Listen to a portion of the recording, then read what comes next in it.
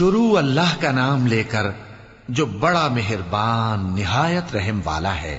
جو لوگ کافر ہیں یعنی اہل کتاب اور مشرک، وہ کفر سے باز رہنے والے نہ تھے یہاں تک کہ ان کے پاس کھلی دلیل آ جائے، یعنی اللہ کا ایک پیغمبر جو پاک اوراق پڑھ کر سناتا ہے جن میں مستحکم آیتیں لکھی ہوئی ہیں، اور اہل کتاب جو فرقوں میں بٹے ہیں تو دلیل واضح کے آنے کے بعد ہی بٹے ہیں، حالانکہ ان کو حکم تو یہی ہوا تھا کہ اللہ کی عبادت کریں، اطاعت کو اسی کے لیے خالص کرتے ہوئے یکسو ہو کر، اور نماز قائم کریں اور زکوٰۃ دیں، اور یہی مضبوط اصولوں والا دین ہے۔ جو لوگ کافر ہیں یعنی اہل کتاب اور مشرک، وہ دوزخ کی آگ میں پڑیں گے اور ہمیشہ اسی میں رہیں گے۔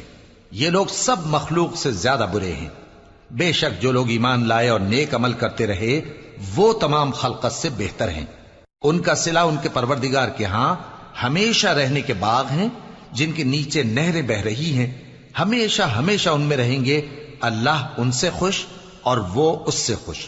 یہ صلہ اس کے لیے ہے جو اپنے پروردگار سے ڈرتا ہے۔